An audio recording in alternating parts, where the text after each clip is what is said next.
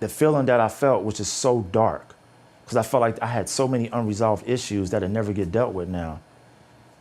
So now being home from prison, I'm dealing with the depression from my father's death and the fact that I can't get a job, make any money to take care of my family, and I didn't know what I was gonna do. So I just decided, man, like, I mean, live for what? Like, I have no life. You know, I mean, when you're in such a hopeless place like that, it's like, you can't even, life doesn't even matter anymore, because what are you living for? So I decided that I would end my life. So I went to a friend of mine's house that I knew that, you know, would have some strong enough pills that would take me out. And I went there, you know, with a smile on my face, and you would never known that something was wrong with me, or that I was, you know, dealing with depression. And so I remember, you know, I knocked on the door and she answered. We sat down for a little while and kind of, you know, just talked for a little bit. And I asked her, you know, if I can use her bathroom. And when I went into the bathroom, I went into her medicine cabinet and I just took the biggest bottle of pills that I could find.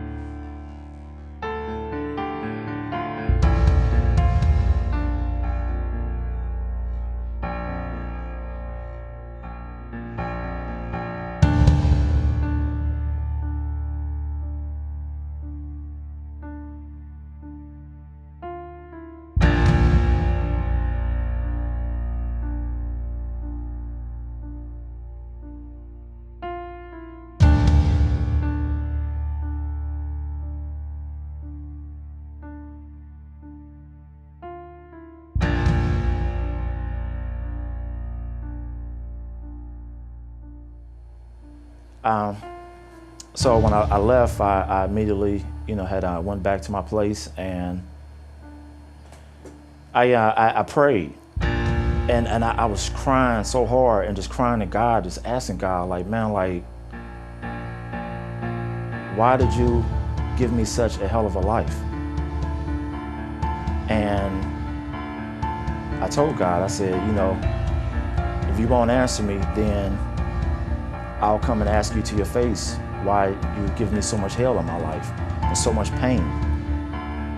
And so I took the whole bottle of pills. I just turned the bottle up and took the whole bottle. And when I first took them,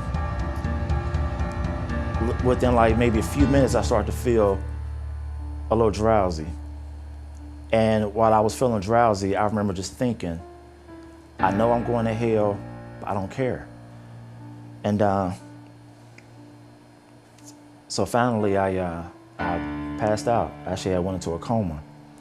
And it was probably about a day and a half when I was found, and they realized that something was wrong with me. And I remember when I came to, my eyes opened up, but I couldn't see anything. And then I tried to talk, and I couldn't form words. I mean, I literally couldn't talk at all. I can just make kind of like a murmuring type sound. And then I tried to move, and my whole body was completely paralyzed from head to toe. I couldn't see, I had none of my senses. I mean, I was literally completely paralyzed. So it rushed me to the hospital. The ambulance came and rushed me to the hospital, and you know, they pumped me and everything, put the chemicals in me to get the pills up out of my system. I didn't know what to believe in. I didn't know, I didn't, really wasn't sure it really was a God. Until around my last couple of days when I started to get a little bit of my function back. And I remember thinking while I was laying there, if I didn't die, I must have a purpose here. Because I couldn't see all this. I couldn't see, you know, years into the future now. I couldn't see me creating multiple businesses, traveling the world, speaking multiple languages, you know, creating programs, man, that would have impacts on thousands of inmates, hundreds of thousands of kids, nationwide. Like, I was in such a foggy, dark place during that season that the future, it was bleak. It was really unclear. And now I look back on that and I'm thankful. I'm thankful that that I did survive my suicide attempt, because the impact that I'm having on people, kids, adults, inmates, has been so incredible that it just made all of the pain that I suffered, it made it worth it, almost. So that's my story, and hope you can get something out of it.